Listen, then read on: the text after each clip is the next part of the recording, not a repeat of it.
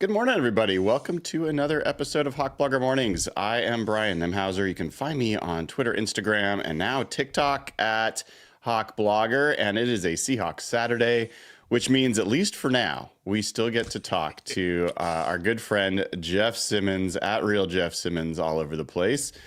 Jeff, man, good to see you. How you doing on this Saturday? I'm all right. We've been in baby watch at my house, so the due date was actually earlier in the week. So it's been a weird week, just kind of sitting around. I know you've kind of coached me through this a little bit. Dana sent me some messages yesterday, but it's kind of a weird state. Like you're just kind of waiting around. I'm working during the week, but I'm not sure when I'm gonna stop working, and it's odd. So last week I was just like, all right, can we make it through the football games? Like I just want to watch all of the games Wednesday, Thursday, Friday. This week I'm like I don't really care. Yeah. I'm like, can I watch the playoffs at all? I don't know. We'll see. But Yeah. Well, it's they talk about in work world, like decision making, whether it's a one-way door or a two-way door. Like, how much are you freaking out about a decision if it's a two-way door? If you can go back and change it, don't worry so much about it. Just go with it. Don't spend a lot of time worrying. With having a kid, it's not a decision. Well, it is a decision at some point, but once you're having a kid, it's not. And yeah, uh, once the kid comes out, it is the most one way doors, man. Like, life's definitely different. Relationships change, sleep changes, and so it's impossible to tell anybody that's like in those final days, especially the mother who's like just desperate for this to be done, yeah, to try to appreciate the free time. um but that's just the way of things. That's the human condition. So yeah. Because it was interesting. Because last week, just I know my life's about changed dramatically, and last week I was so mad about that Cardinals game, and it took me a while to get over that. Like I was fuming about how that game ended. Now that like this is obviously selfish, but like it's not the worst thing that I don't have to stress through what would have been the most stressful game of the year, and like I could kind of coast through. I don't know if I'm going to be able to watch the Seahawks game based on how the weekend goes, but yeah. if there was a game for the NFC West championship and it was Seahawks Rams, but probably my most one of my most hated teams in the league, I would have been on edge in so many ways. So maybe this is a sign, but it took me a while to get over that Cardinals game. I was so mad. Yeah, I hear you. It didn't take me that long, partly just because it was what I expected to happen. And but yeah, I mean, talk about a terrible way for that to happen. I agree with you, though. There is something nice about just how chill this week has been, and how like not stressed folks can be about tomorrow. Although I do think people are a little bit too comfortable assuming that this is just going to be an easy Seahawks win. I mean, Mike Jarrell or Stone Forsythe is going to be starting at right tackle. Yep. You're going to have, I don't know. Jimmy Garoppolo is an NFL starter, or has been. It's not like this is the worst possible backup coming in to play against you. I just don't assume this is an easy win, but I hope it is. I hope it is. That would be a nice way to end the season for sure. Yeah, the way the Seahawks have played offense the last month, I don't think you can assume any game's going to be an easy win at all. Mm-mm. And now you throw in the right tackle thing, and it's like, well, they scored 6 points in the last game. Obviously, that was short week. They've had a lot of rest. It's an indoors game where they've been, but Gino's still battling an injury. We know what their limitations are offensively right now. Yeah. And when you play offense, that's finicky. I don't think any game's going to be comfortable. I don't know. I know the Rams are mostly resting offensive guys. Their defense is pretty young. Like, are they playing their starters defensively? Do we know that? I think what I heard is they're at least going to start the game, but I don't know how many series they're going to play. Yeah, like if you're going to rest guys, might as well rest everyone. But like their whole team, like they don't have an older player on defense other than like one of the corners maybe. But Mm-hmm. so even this offensive line should be able to pass protect if it's a backup Rams. But I don't know. Sean I McVay's wouldn't played them assume tight that. Yeah, Sean McVay's played them tight over the years.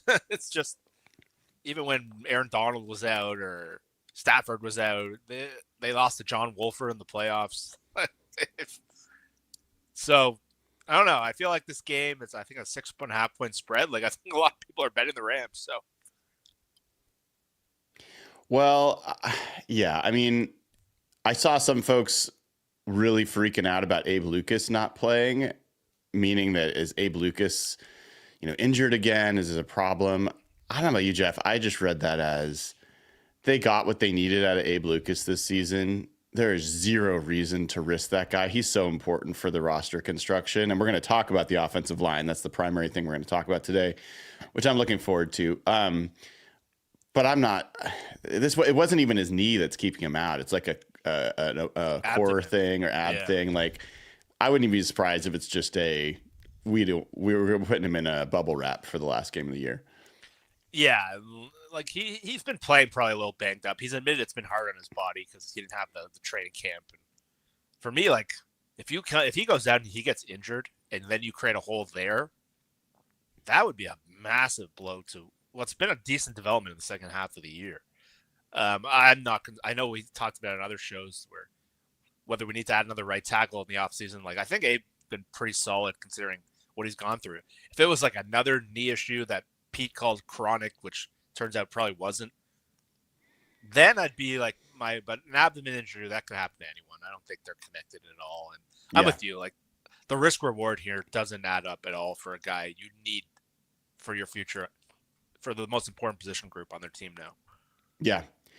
Yeah, well, just to set the stage for the show today, Jeff and I will meander as we often do around a couple topics, but the main topic we're going to get to is we both want to look at free agency, and for us, it's really about the offensive line, and we're going to go through some of the potential free agents available, and then we're also going to do at least one mock draft. For knowing us, we might do more than one, and we'll talk about offensive line options there as well, and kind of talk about what happens. But we're gonna endeavor to fix the Seahawks offensive line in one offseason in this show, and so you'll hear it here first, and we'll get to that here in just a moment. But there was something else I wanted to run by you, because I know Ryan Grubb continues to be like a pretty hot topic among Seahawks fans, and I think the thing that we're gonna learn.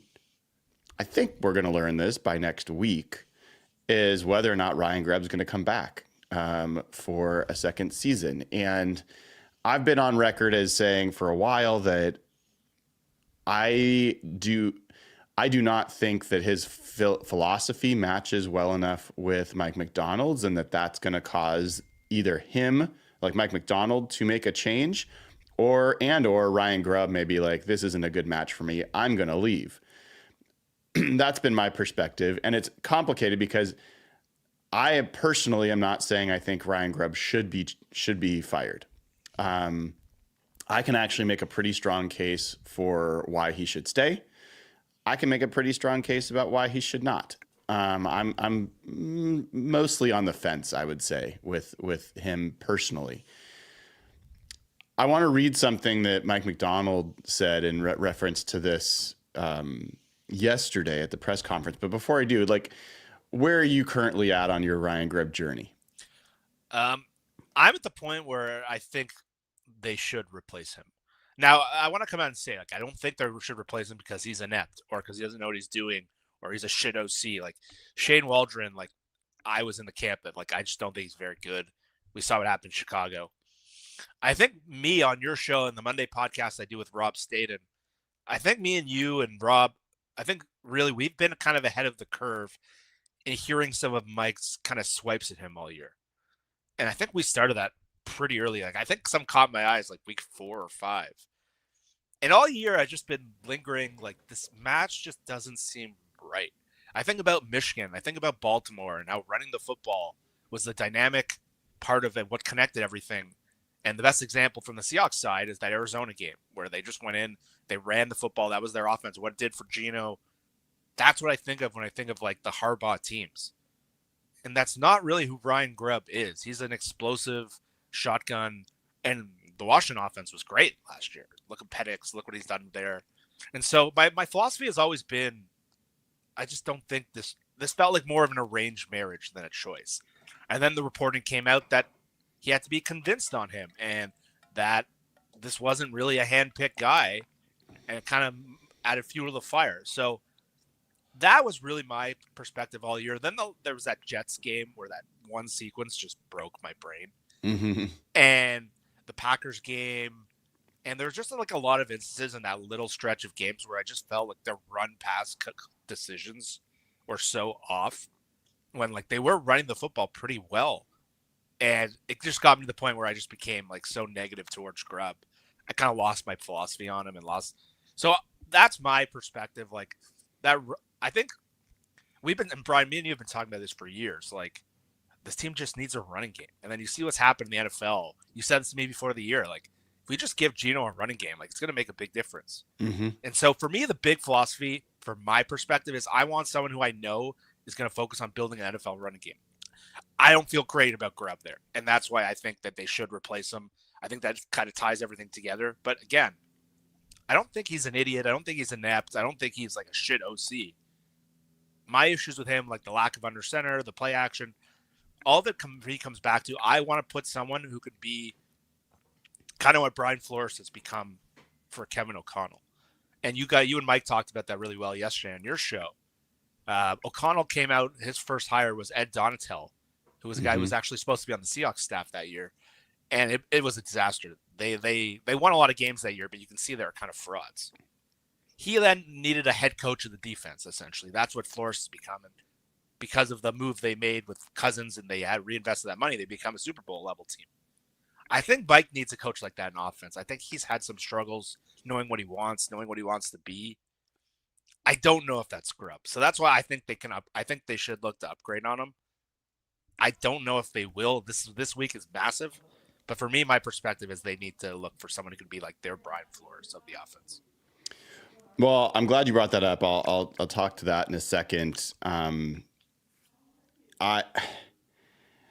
think a big part of what's going to go on here is if you let him go, it's very explainable. If you keep him, now he's yours. Yeah. Now he's yours, Mike Macdonald. There's no other, place to set this aside. And so that's where I think this is a really big decision for Mike Macdonald. And that's where I want to read some of these quotes from him. Make sure you give the show a like and click subscribe if you haven't already. Would appreciate that. Apologies if you still hear me coughing. I cannot get over this, whatever I've got. Maybe I'll have to go get some meds, but we'll see. The thing that I will say with Ryan Grubb is, and we talked about this in our Real Hawk Talk chat that was popping this morning, hundreds of messages probably at this point. And I think this gets back to the topic of the day for this show, which is you could have any OC in there with this offensive line, and I don't think that the Seahawks would have been that much better. 100%. 100% on that one. And so I think there's so many ways to get this twisted, but I think that that's a fundamental issue. And it does not excuse Ryan Grubb for not doing a good job with the run game this year, not doing well on third and short, not doing well in the red zone this year. Some of the red zone responsibility belongs to Geno Smith, who's struggled this year for sure. But some of the reason Geno Smith struggled is because there were not play calls that were getting people open. I mean, Jeff and I constantly are texting each other back and forth when we're watching one of the million other football games and somebody walks in for a touchdown from 4 or 5 yards out because the play caller schemed somebody open. And we just don't see that enough with the Seahawks. But this is what was asked of Mike Macdonald yesterday. And there's a lot of reasons I think this is important, but let me just read it to everybody and we'll kind of get a general reaction. This is during Mike Macdonald's press conference yesterday when he was asked about what he has seen from Ryan Grubb this season. Mike says, "You've got to put yourself in his shoes. This is a guy coming in and trying to learn all the personnel and all the coordinators and the systems, and that's why we structured our staff the way we did. And that's part of my responsibility to make sure that he's confident in understanding what we're trying to attack. And so it's a team effort. And so he's been great understanding that, hey, I haven't gone against this kind of tree, coaching tree, scheme tree, or how it's built and understanding on how we want to attack. So he's grown a lot of that.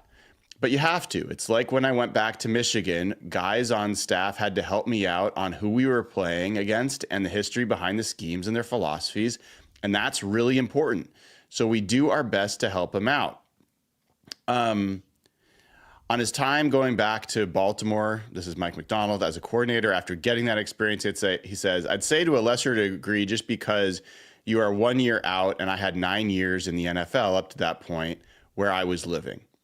And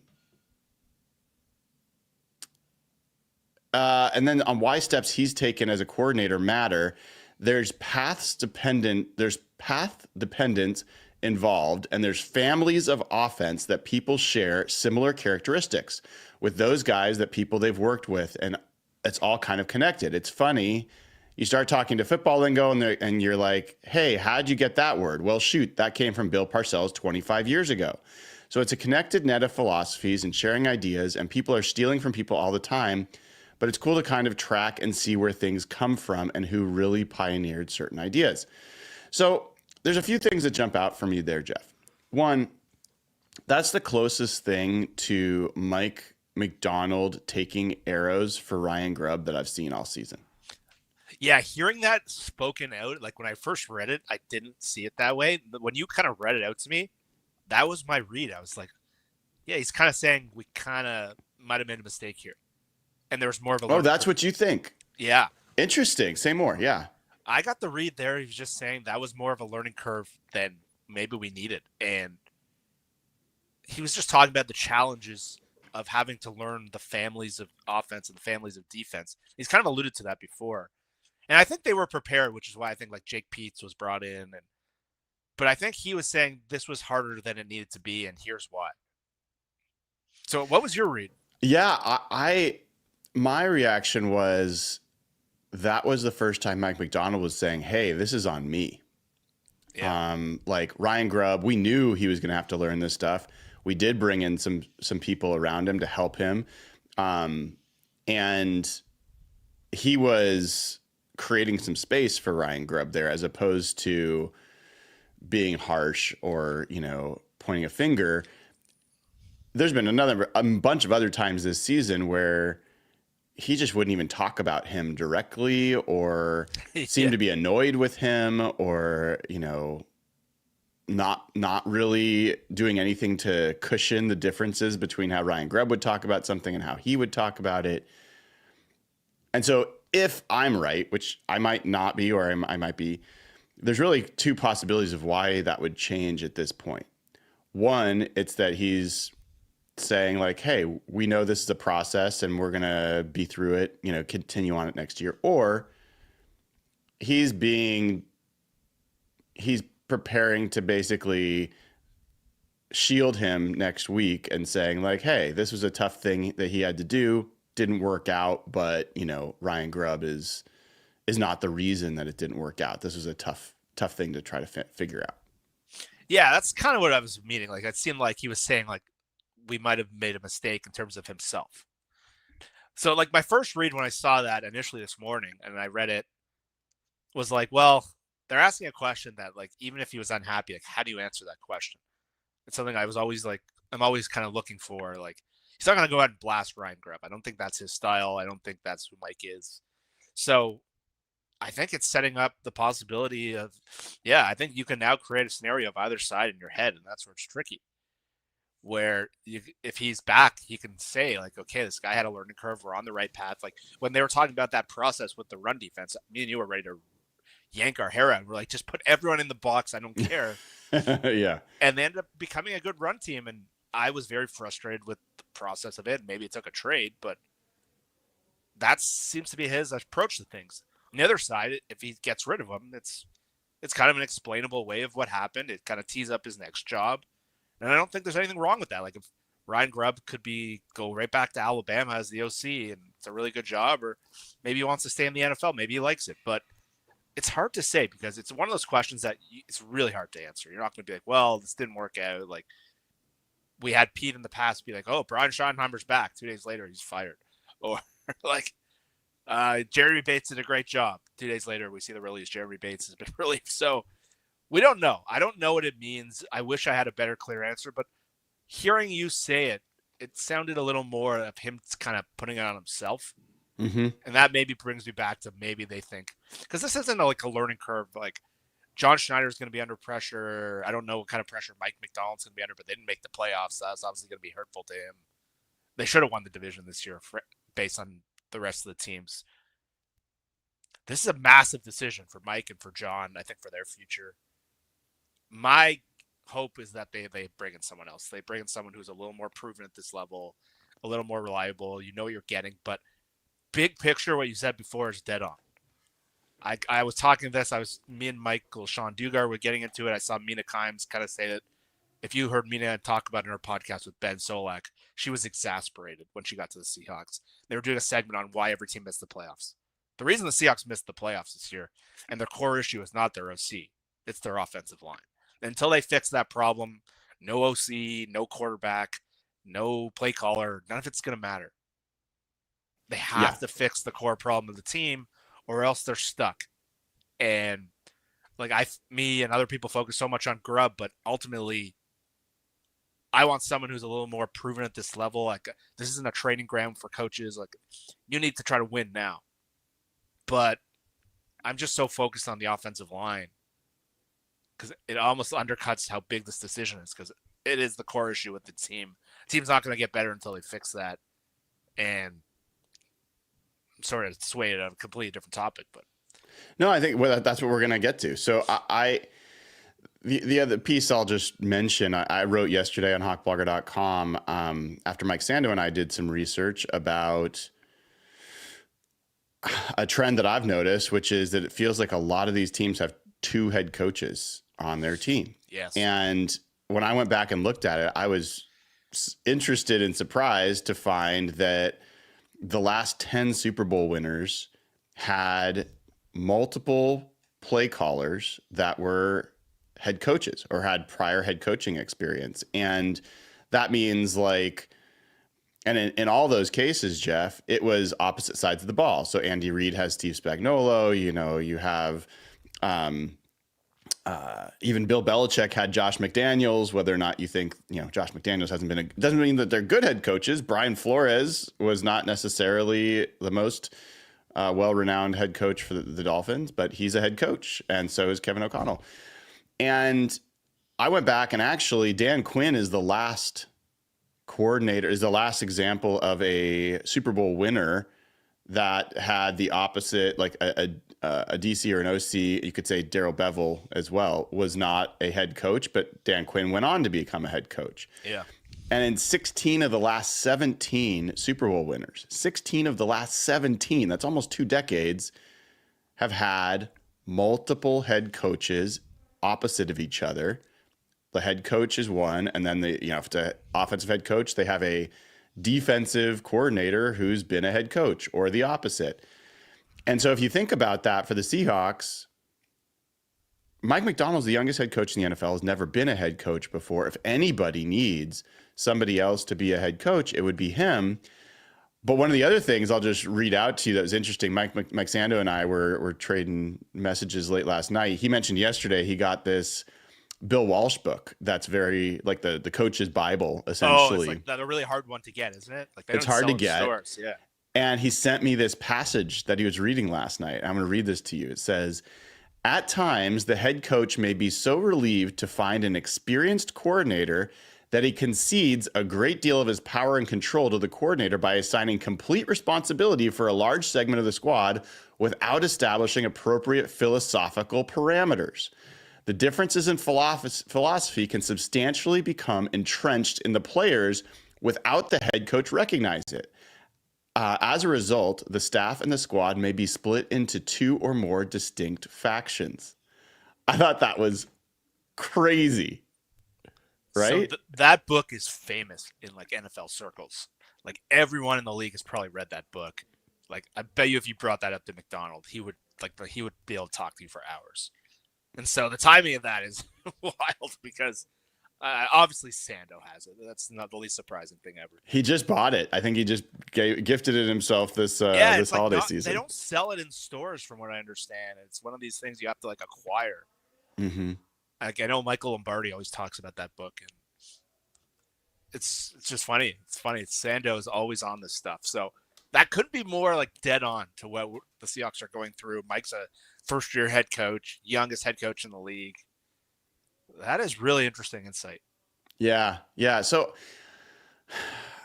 my general lean continues to be that it probably makes more sense to move on. And then it makes sense. I mean, if we'll talk about this more detail at another show, but maybe it's a Doug Peterson if he's available. Maybe it's a Brian Daboll if he becomes available. Maybe there's a former head coach. And I'm going to be a little bit more leaning in that direction if that's the way things go, that they move on from Ryan Grubb to see who can be the secondary, the offensive leader. So with that in mind, let's transition and talk about the point of the show today, Jeff. Let's talk about it, which is you and I both agree. You could have Sean McVay. By the way, Sean McVay had lower points, lower yards than Ryan Grubb this year, with a better offensive line and supposedly a better quarterback. But setting all that aside, you could have a better OC, and this offensive line would still hold you back. So before we get into the specific free agent, the title of this show is Fixing the Seahawks Offensive Line in One Offseason. That's the goal. Realistically, I would say it's been being addressed over multiple off seasons. Charles Cross and Abe Lucas. I assume you feel like you're comfortable going forward with those two as your starters. Yeah. The tackle spot is like they haven't been elite, but I think you're very comfortable moving forward with those two at tackle. It's the three interior. Okay, so then let's talk about that. Do you feel like they need to replace all three? Do you feel like there's places where there should be competition? How many of those three are you saying we need to address? I think they need to upgrade at least two. I think you need to upgrade two.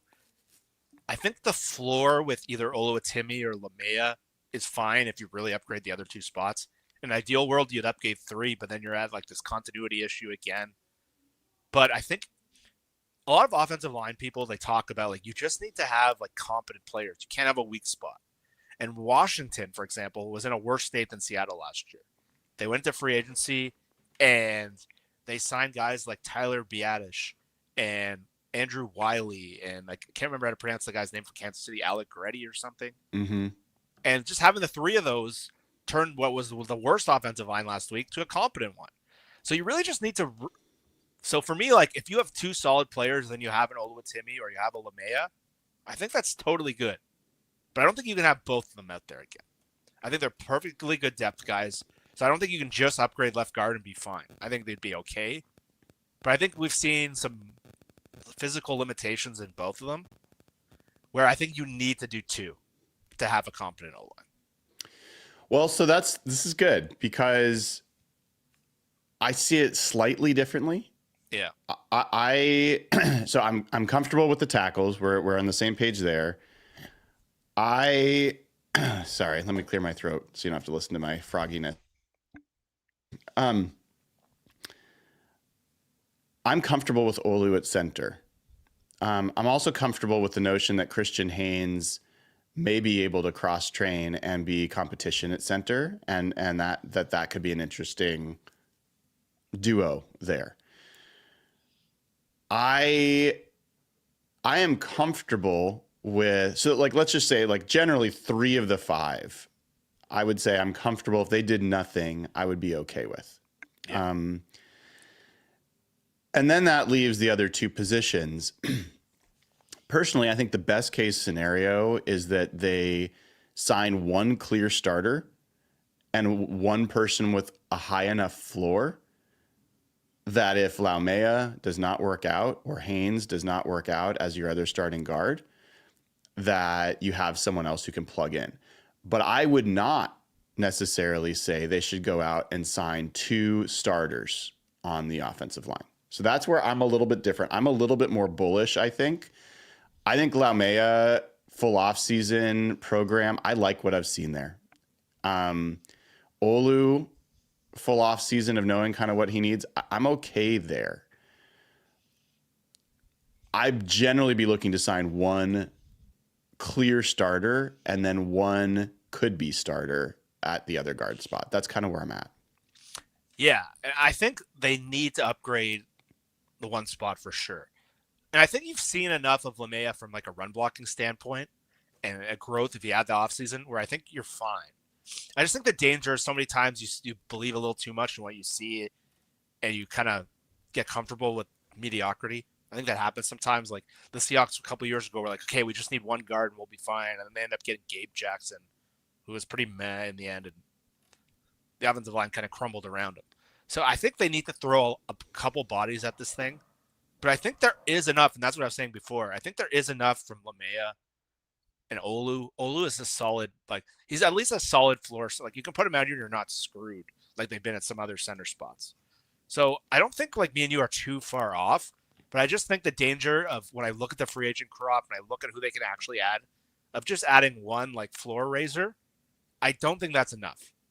I think they need to get better at 2 of the spots.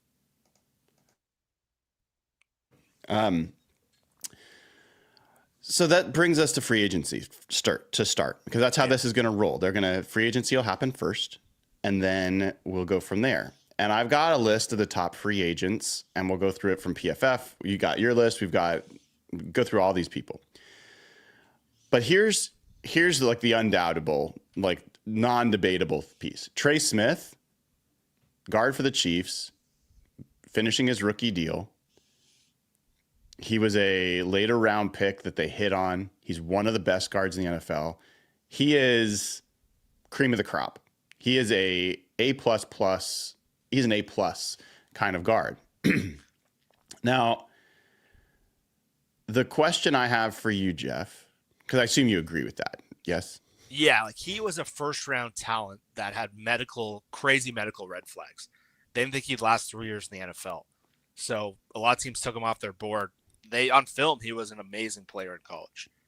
And he's been healthy. He's been fine. And they've gotten a first-round talent in the 6th round. He's the prize of the free agent. He might be the best player in the entire free agent class. Yeah. And there's a reasonable chance that the Chiefs will not be able to franchise tag him based off their cap situation. They've also got Nick Bolton on the defensive side, who's going to be a primary free agent. So from what I've read, there is a decent chance that Trey Smith may actually hit the market. Yeah, and like a typical situation, a guy like that gets franchise tagged and it's over. They've paid Joe Thuney at left guard. They paid Creed Humphrey last offseason, and they paid a lot for their right tackle in free agency a couple years ago. So that's 3 of their own linemen that are paid. I looked at their cap situation. They don't have room for like another 2 big contracts. They have to probably choose between paying a 4th old lineman or trading Thuney, who's been a left tackle for them over this stretch. I can't imagine they want to get rid of that guy.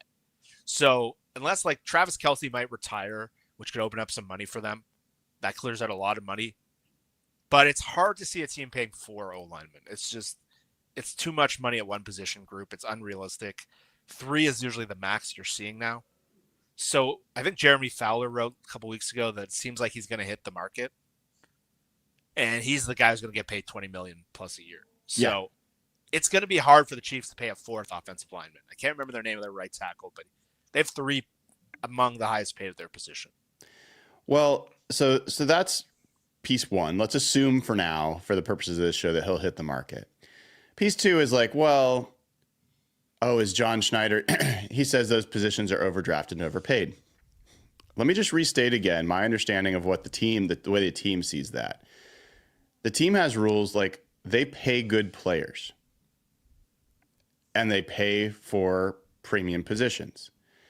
And I don't think anyone will say that guard is a premium position. But I do think that Trey Smith meets the bar, even for John Schneider, of being a good player. Like he's I don't think John Schneider will say that he is overpaid relative to market. That's my assessment. Unlike Damian Lewis, I think he would look at that and say Damian Lewis is not worth the contract that he got. And so I personally do not dismiss out of hand that the Seahawks may say, that's our guy. If we get Trey Smith, we're like, and with the rest of our young line, I feel like we're in a position to have one of the better O-lines in the league in a few years. I don't think that's off the table. Yeah, like I feel like he's the kind of player that doesn't fit that philosophy that he's been famously dinged on now. I agree with you on that one. They paid Leonard Williams $21 million last year. Like people always talk about their free agency, and like that seems to be forgotten. Like they had to pay him top of the market, and they've gone the return on that. They probably outplayed his contract, which is wild. I think Trey Smith is not. Yeah, he's not. Like Robert Hunt last year got $20 million from Carolina. That was a shocking free agent deal. Mm-hmm. That was someone we talked a lot about, and we thought he'd be like $14-15 million. He got 20. Jonah Jackson, a guy we thought would be good value, he got $17 million a year, and he's on the Rams bench.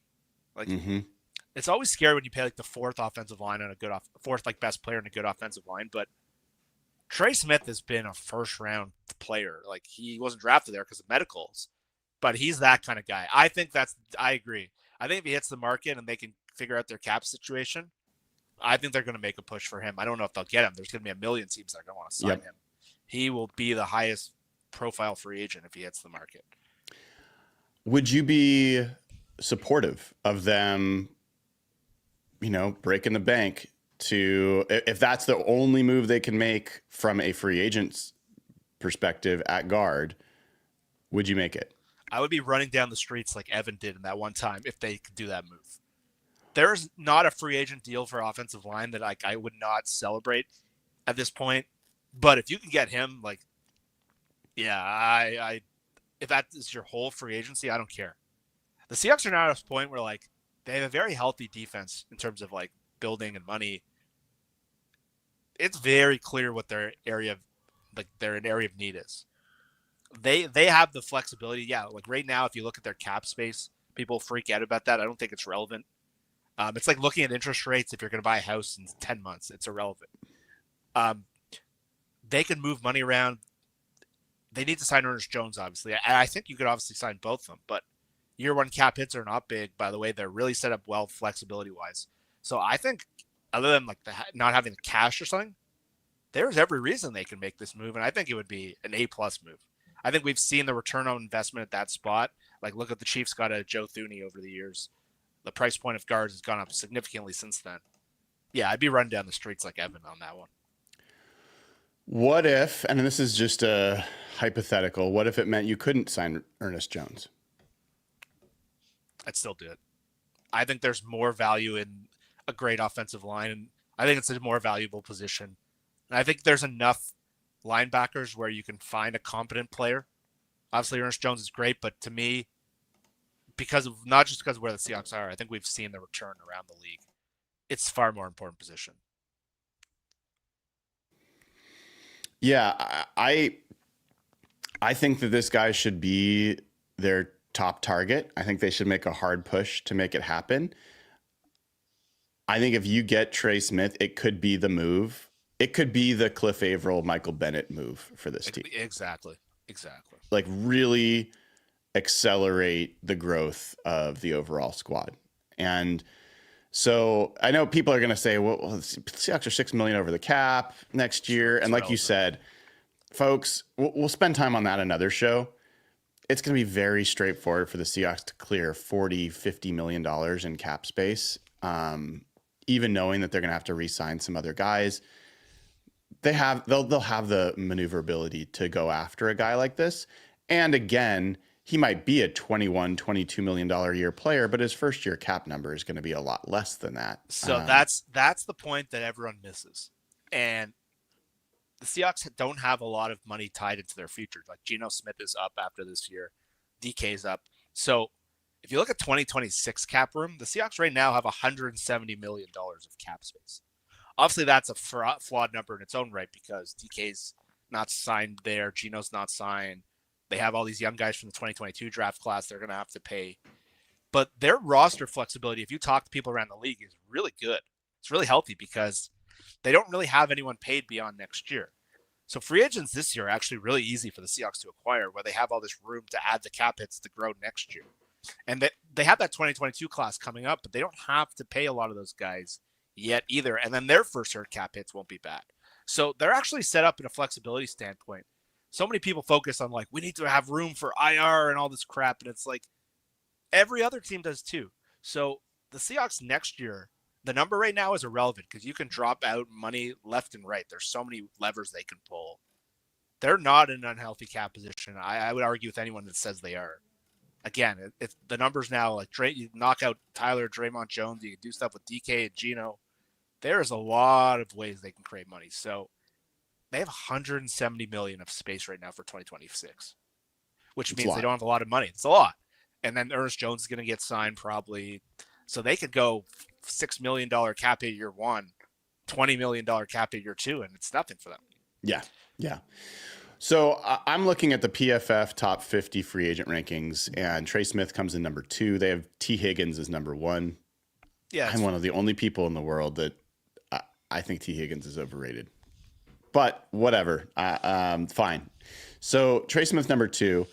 The next guard or the next interior lineman that they've got on their list, you got to keep scrolling. It's a big, big gap after that. They have Drew Dahlman, the center for the Falcons, at 22 on their list.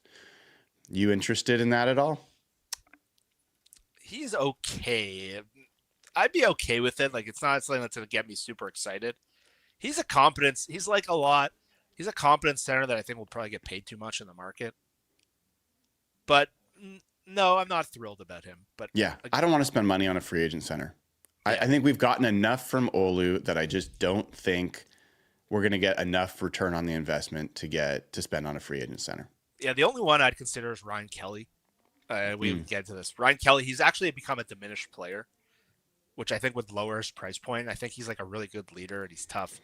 So I think him at his price point would be worth, but I think the guard spots are really where you got to focus that energy on. Like Oluwatimi, again, his floor is fine. Like he's not a disaster. He has issues.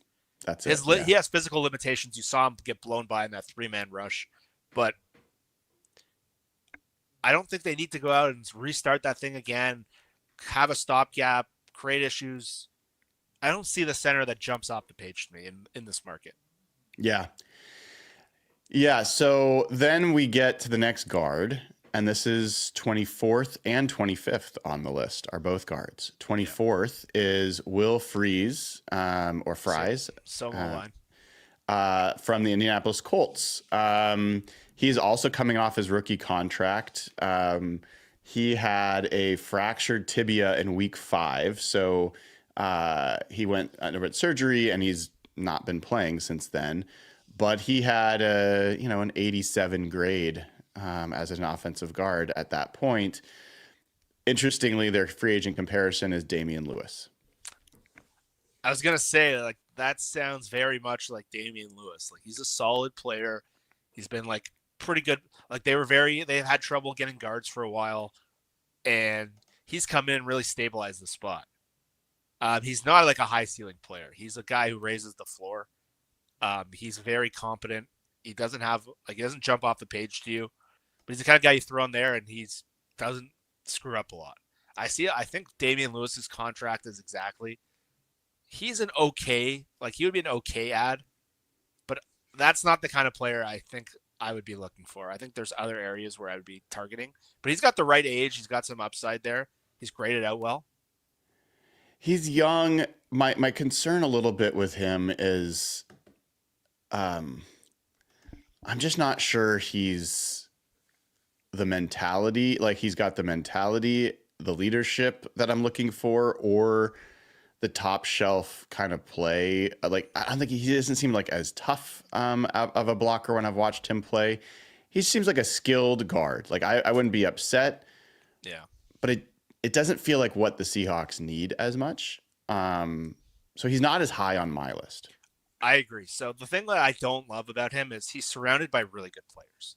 They have Ryan Kelly and Bortolini at center. They have Quentin Nelson. Their left tackle's become a really good player. The right tackle's become a pretty good player. So when you put a lot of guys, like we saw with Jonah Jackson last year, you put guys around those kind of guys, a functional, like the guard exactly what you described, can look pretty good. Mm-hmm. When you take that guy out of there and you put him on his own offensive line where those guys aren't around, and the Seahawks aren't bad, but they don't have those ass-kicking types. Those guys tend to show the negative return on investment. And you see that happen a lot. Like the Gabe Jackson example was a really good one in Seattle. Yeah. Where he was on a really good O-line. He took him out of there, and he was just meh. Fries, to me, has a lot of that. I would much rather pay Trey Smith $22 million a year than is it Fries or Freeze? Freeze, like, $13 million a year. Like you could maybe get Dahlman and Freeze for the same price as one of them, but like I'd rather still take Trey Smith all day. Like, yeah. I think what the Seahawks need is they need not only a good player, but they need a different mentality in their players. They need more of like an alpha type, like kind of the ass kickers. Like I remember Tampa Bay brought in Ryan Jensen years ago, and he just totally changed the mentality of their O-line. I think the Seahawks, Charles Cross is a soft-spoken guy. Lucas has a lot of that. He just hasn't been in the field a lot. Mm-hmm. They need another one of those. Like Breno and Sweezy were so good at that. That's what I'm talking about. They need another guy like that. Fries does not seem that to me. That's not who I'd be prioritizing. The next guy on the list is Tevin Jenkins from the Bears, which is interesting because the Bears' offensive line's been trashed this year. Yeah. I actually was talking with Robert Mays about this guy as well. Like it's his take, and he's been a good physical player. He's just struggled to stay healthy. So he fits the mold of, a little bit more of a veteran. I think a little bit tougher than like the Colts kid. But he's 26 years old. He is 320 pounds instead of 305.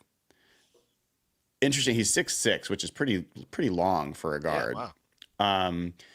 But they kind of compare him to Sam Cosmi, who signed a 4-year, $74 million extension with the Commanders before 2024. Cosmi's been one of the better guards in the NFL.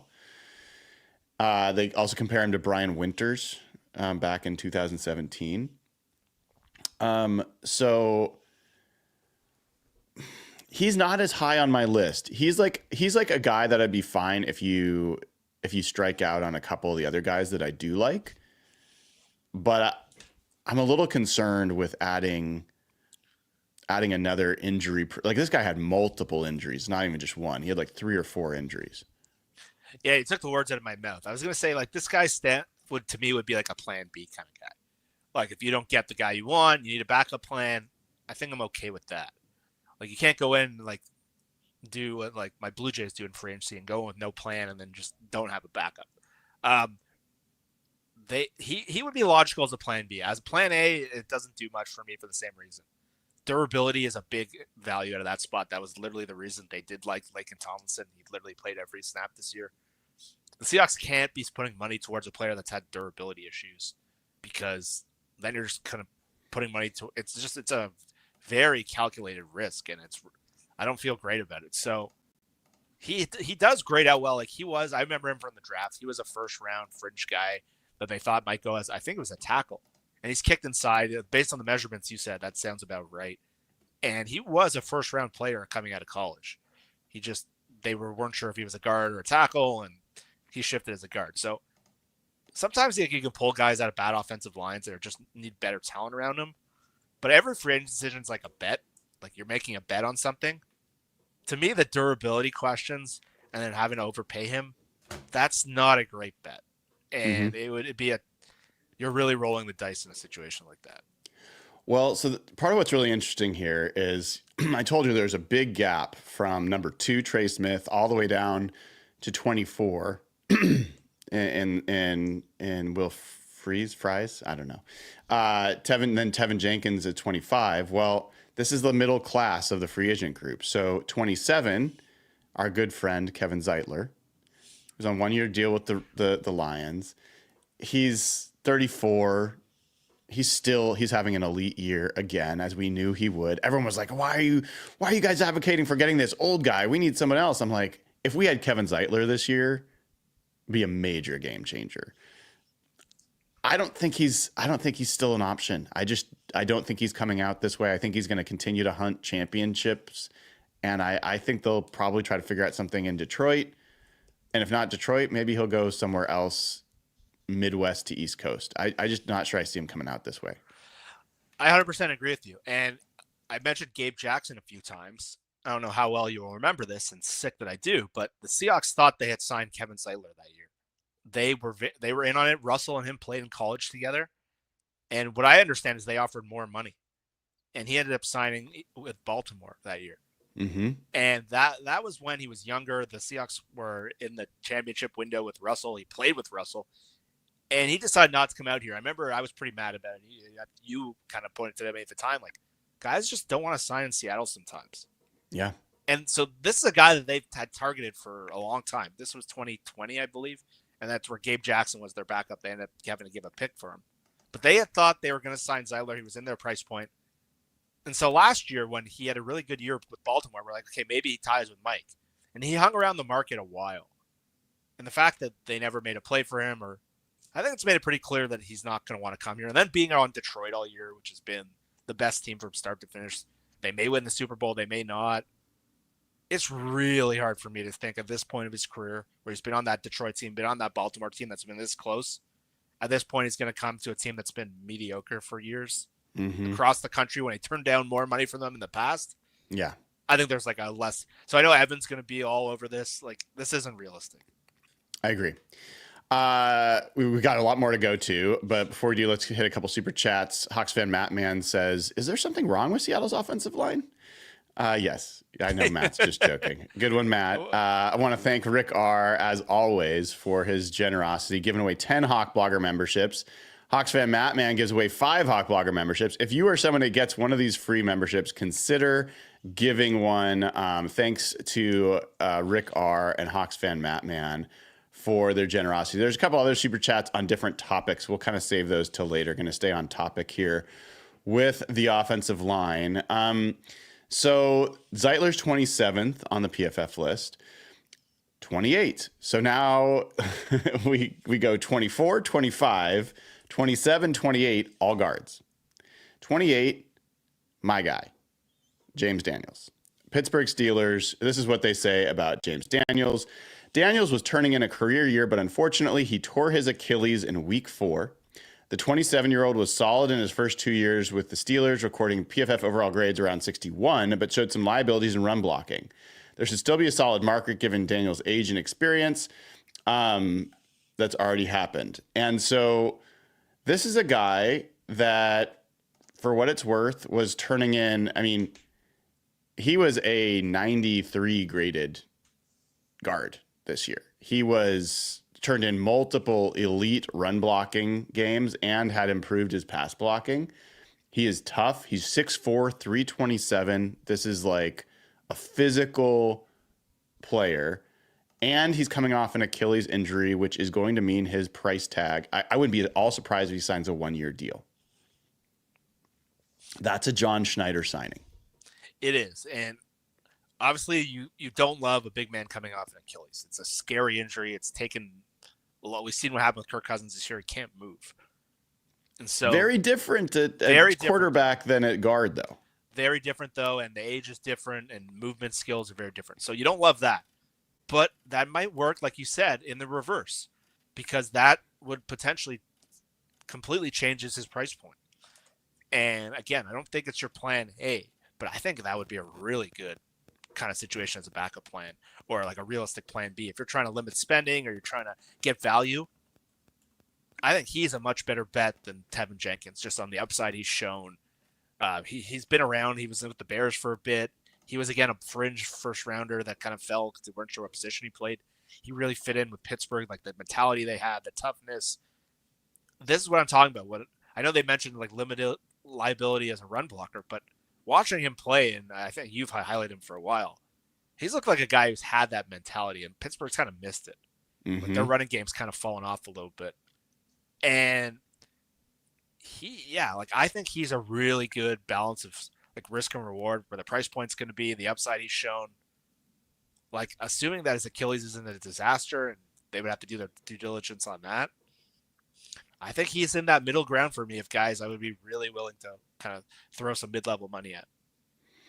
So he's up there in my list for sure. I think there's a lower floor there than I'd be comfortable with. That's the challenge. He could be a Jonah Jackson kind of guy.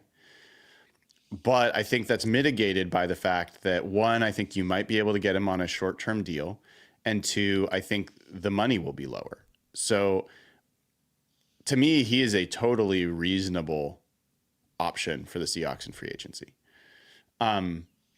There's then a bit of a gap, and you get to 41 on this top 50 free agents list is Mekhi Becton. This is my guy. From the Eagles. I'll read you what they say about Becton, and then I want to hear your thoughts, Jeff. They say, Becton is the latest in a very long line of star pupils to attend Jeff Stoutland University in Philadelphia. That's the offensive line coach there.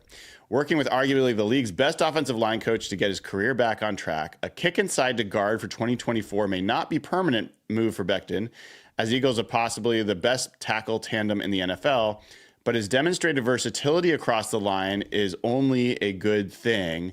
Becton is 6'7", 363, former 11th overall pick of the Jets, and this year, 75 overall grade, 75 run blocking grade. And Jeff, I don't know that a guy that's got tackle versatility is a downside for the Seahawks. You just stole it right out of my mouth again. This is my, other than Trey Smith, this is my number one target. I think the combination of age, upside, and I think the fact that he can kind of hedge you for Abe Lucas, if that happens again, he can kick out and play right tackle. I think they have another year of George Fan under contract, but I think that really they're going to get rid of him. That's been injuries that just taken down what was a good signing in my opinion. But I really like Becton as a fit for them. Obviously, you're a little concerned when someone leaves that Jeff Stoutland, who's become like the New England guy. He's the best offensive line coach in the league. But I think Sumalo, who was there, went to Pittsburgh, and I think he's been pretty solid. I don't know what his grades are. I'm trying to think of other guys who have left, but obviously Cam Jurgens became a Pro Bowl. That was a guy I really liked in that draft, so I was annoyed by that. But I think Becton, a year around that coach, I think his physical size and that he can hedge at right tackle, I think he's a really ideal signing. And I think he's really settled in nicely. Like I really liked him as a prospect coming out of the Jets. And there was that clip that went around when Pete saw him for the first time. They're like, holy crap, that 7'7" is massive. He's a big dude. And I think he can kind of add that physical size and toughness that this line needs. And I think he's really has transformed his career getting away from a dysfunctional situation. He's had weight issues before and things like that. But I think the Seahawks could use a guy with that just physical size and physical dominance. That I think he would be a perfect fit if you put him at one of the guard spots and then you can swing him out if you need to. I think it's a 2-in-1 signing. Yeah, it is worth calling out that Becton and Trey Smith have basically been right side players through their career. So, to some extent, you're kind of looking for a left guard, but that's I don't think disqualifying. And Becton's a guy that people will say, well, what is John? Everyone's going to come back to, well, what is John Schneider? He's not going to sign these guys. Well, what are the types of guys that John Schneider signs? He signed the Luke Jokels. He signed the former top 10 picks. He likes that pedigree, and young. He likes young. He likes former highly drafted players, and he likes reasonable prices, Yeah. And so I think Becton fits the mold of the type of player that Schneider would sign. My concern with Becton, I think the floor there is lower than I'd like. It may be lower, like it may be more Laken Tomlinson like than people want it to be. But at 6'7", 363, this is a very different type of player you're talking about. And so if you're talking about him, 363 playing next to Abe Lucas. That's what I mean. You can't run the ball. All of a sudden you can run behind that right side of the line. It's pretty hard not to get fired up about that. Yeah. Yeah. Agreed. So, I mean, I think he's a totally valid option.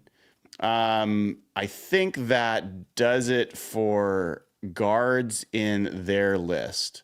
That does not do it for guards, I think, in our list. Yeah, I agree. I've got some others, but I want to hear from you before I start listing some off. Who else did the PFF not list that would be on your list? Going back to an old draft crush, me and you before the Rashad Penny pick, were very high on a guy named Will Hernandez. And Will Hernandez was me and yours guy that draft. That was Mike Solari's first year with the team. We're like, they need a big guard. They went with a running back. But Will Hernandez had an up and down career, but it seems like something started to click in the last year and a bit. And he was a really solid player for Arizona this year when they were really running the football. Mm-hmm. And he had that first, second fringe kind of player pedigree. Like, it's not a guy that came out of nowhere. I think when Hernandez went out, it felt like their run game and their pass protection was never quite the same. And I think he's a guy more along the lines of what I was talking about in Washington. Like, he's just a floor raiser. Like, he's a solid player. Mm-hmm. Yes, he's coming off an injury, but like the Tyler Biadishes and those kind of guys aren't going to cost too much, but they can come in and they can play. Mm-hmm. And I think he can play left guard. He can play right guard. I think he's competent at both spots. I think he's a really solid player. I don't think he's too old. He's a 2018 draft pick. He's a 30-year-old guy. Yeah, like he's not too old. Offensive line, totally confined at that age. I think he'd be a really solid buy at his price point. And I think he would raise the floor of this group, and I think that would go a long way. I don't think they need, like, obviously a Trey Smith would be great, but I think someone like Will Hernandez could go a big upgrade over Laken Tomlinson. That's my read too. This guy signed a 1-year, $4.5 million deal last year with the Cardinals. He is not a high ceiling guy. That's not him. What he is a high floor, tough, I would say generally durable. Obviously, he got hurt this year, but generally he's been durable, gritty, good run blocker, scrappy pass blocker. And I think he's a veteran enough. Like, his mentality is, I think, exactly what this line needs. Yes. Like, just a lunch pail, gritty offensive lineman that's going to just fire off the ball every time. I think Will Hernandez, to me, would be your ideal. Like, if you could get two guys, Will Hernandez would be one of them. And he likely ends up being a starter. But if you like what you've seen from Laumea or someone else, then you have this opportunity to have a real upside rotational guard as well. I don't think it's too much to do to actually spend some money on a veteran backup if that's what he ends up being. I'm not saying that Will Hernandez should be a backup. I think he should start in the NFL for sure. But at his price point, I think he could be one of two players that you add this year. And so he's high up on my list of guys that I think would be a really good add. Like, all things considered, he might be the best option. Like, in terms of price point, value, what they can do, age, personality type, all that. And that's the thing. Like, if you pair Will Hernandez with a high draft pick, that can really change the offensive line.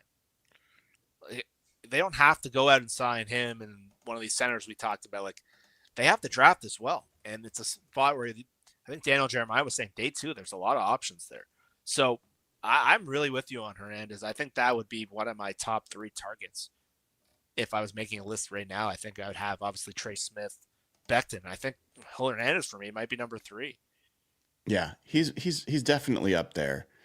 So we're both on the same page there. Other guys, anyone else that you'd list off? This is not going to be a popular one because he actually grades pretty bad. But there's a guy named Ben Bredesen with Tampa Bay, who, if you've watched Tampa Bay this year, they've been one of the best lines in the league.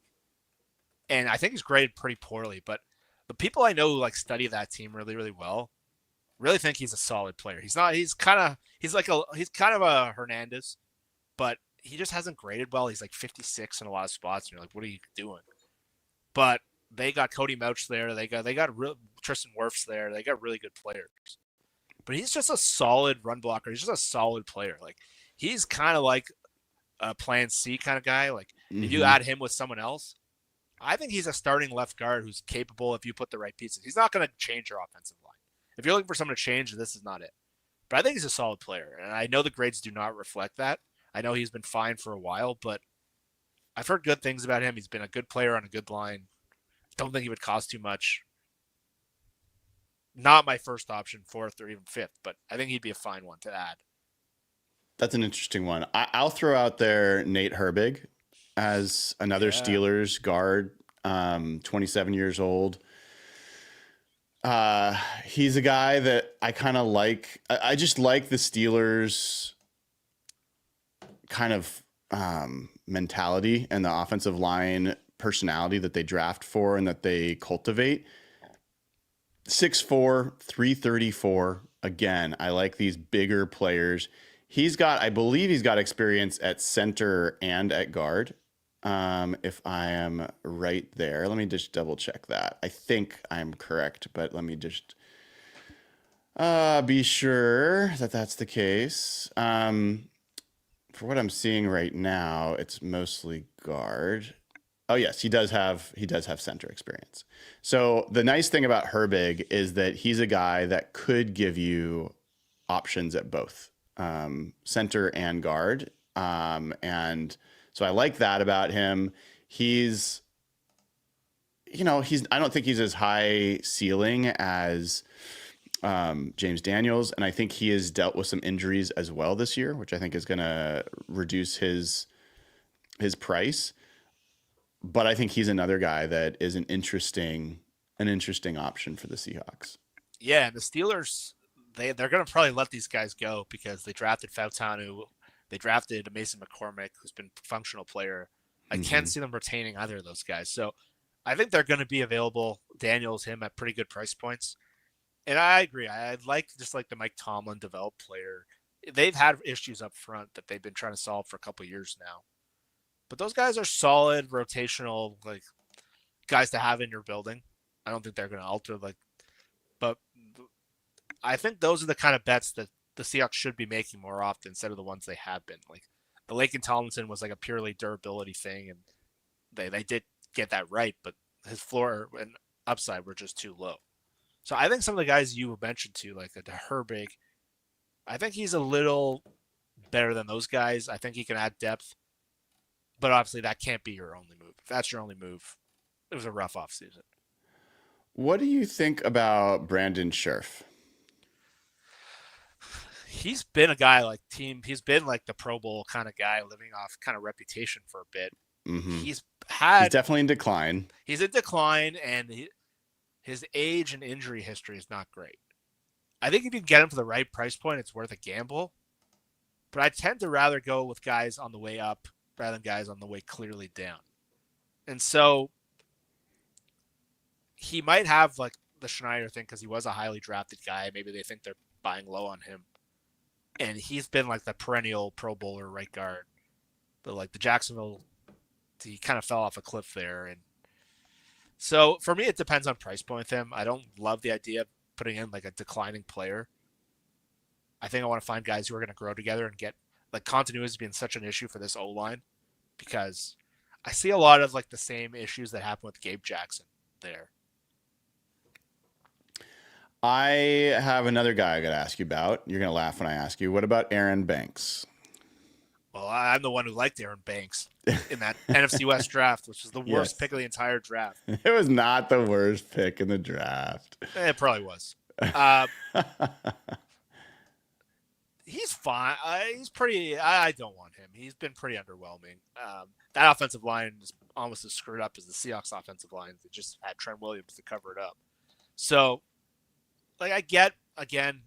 I don't mind taking second chances on guys at depth players, but I don't think the Seahawks are in that market to do that. They need stable options that can upgrade what they have. I think they need to shoot higher than him. Again, I'm fine if he's a secondary option. Like if you got him with Trey Smith, like whatever. I'm not even gonna think about it. But I'm pretty low on Aaron Banks. He's been a pretty underwhelming player for a guy that Niners fans were pretty high on for a bit. Yeah, so he fits in this second category for me. Some of these guys do. Of when I said I would be okay with signing a one clear starter and one guy that's a veteran that can compete for a starting job, but also can be a backup. And the guys that are in that category for me, I'd put Herbig in that category. I would put Banks in that category. Uh, Will Hernandez is at the very top end of that category. He's Yeah, really he's a like, starter, but I think it's not crazy to think that he could become a backup. And then the other guy that no one's going to like, but I'm going to put on the list is Laken Tomlinson. Like, I think Laken Tomlinson at $1 to $2 million again as a guy that could be a backup, not your starter, I think is a fine re-sign if oh they go yeah, that direction. he would be a very logical backup. So that's kind of my recipe in free agency is go get a clear veteran starter that you can plug in that you feel very good about, and then sign a veteran guy that could compete to be a starter, but likely will be a backup. Yeah, I cannot agree more. Like, look, I've been angling this with you for, it feels like we've been doing the same show for 3 years now. The Seahawks' best tackles are young players. We saw what happened with Christian Haynes, who was a 4 or 5 year starter in college, where physically just wasn't there. The Seahawks need a, they can't just rely on the draft, and I think they should still draft someone high. But there's a learning curve. I think they need either proven physical components to it. Like we saw Christian Haynes didn't have the physical strength, and he needs an offseason to work on that to see if he has a shot to stick in this league. They need guys who can play now, and they need guys to pair up with their young players. So I think one of the biggest flaws in their building the last few years is that they haven't relied enough on veteran free agency at the interior line spots, because it really just shows there's not as much of a learning curve. We know what they need. There isn't that issue. Like, you don't know what you're getting. I think they need to work those in conjunction. I think the biggest issue that they haven't, and we've identified a lot of names, like John Simpson last year to me was the guy. Mm-hmm. I don't know if he didn't want to come to Seattle. To me, like his price point was $7 million. He was one of the top 10 guards in the league based on PFF, flawed as they are, but they missed that opportunity. Then they were chasing left guard all year. They need to do this better. I think it's been a hole in their building, and I've been saying it really since this has been an issue for 7 years now. So they need to get that right. I think James Daniels, Will Hernandez kind of give me a little bit of John Simpson vibes in terms of how they play the game. We just listed a pretty long list of free agent options, Jeff, and some pretty good ones as well. And so I don't think it's a plentiful, there's a billion great guys. But in some ways, I like the guard class free agent wise this year more than last year, because last year, if you wanted to get a Damian Lewis, if you wanted to get a Jonah Jackson, if you wanted to get a Robert Hunt, you're going to be paying tier 1 money for tier 2 or tier 3 players. Yeah. This year, you have a tier 1 player who you could choose to pay tier 1 money for. Undoubtedly, he is a tier 1 player. And then you've got some tier 2 guys that I think you could spend tier 2, maybe even tier 3 money on because of injury situations or age situations. So I don't know, man. I feel pretty optimistic. Not only that, but I think there's some of these guys that make sense being the type of guy that John Schneider would actually feel good about signing. Yeah, the market plays well because, again, I don't see them going out. They don't want to do those Damian Lewis kinds of signings. Like that's the impression I got from that quote now, and that's where I think the market is pretty solid for them, where they have those like complementary players that are not going to cost an arm and a leg to get. And I think what they really need, obviously a great player would be amazing, but they really need those floor raisers. They can't have guys that are disasters. Like Daniel Jeremiah always talks about this. You just need 5 solid players across the line. You don't need a great player, and you have a pretty good line. I think the Seahawks are pretty close. Like, they're not close to that because they haven't done it for 10 years. And how can you trust Schneider? But I think this market does play into his philosophies. I think you just hit on that. I think there are some names that can give you that floor raising. And I just think they need to make either the right bets or the right pro evaluations and go after this thing, because it's the one issue holding this team back. There's players with upside. There's proven players. There's Ryan Kelly. There's Scherf, guys like that if you want more stable. There's some young guys that are getting better. There's some guys coming off injuries. There's a lot, and there's not a ton. Like New England has $100 million in free agency. They need to upgrade their spots, so they're going to be pretty aggressive. There are enough depth and there's enough names, and we just went through a lot of them. They should be able to find something that works for them. And I'm really hoping they're spending this time now really diving into that free agency group, because I think that if they just go into the draft being like, we need Tyler Booker to make this work, like it's dangerous, because if he doesn't go or if he doesn't hit. Yeah. We're going to transition into draft. You got time to still do some draft talk? Yeah. Oh, yeah. Okay, good. Because when I've looked at this a little bit, every time I look at it, Jeff, I come to the same conclusion, which is I think your offseason priority and strategy has to be interior offensive line free agents. I get why everyone's going to want it. Like, we'll talk about the draft prospects. We're about to do that. If the Seahawks come into next season with rookies, highly drafted rookies, as their primary option for the offensive line solve, I have much less confidence it's going to make a leap. I'm going to go further. I think you're screwed if you do that.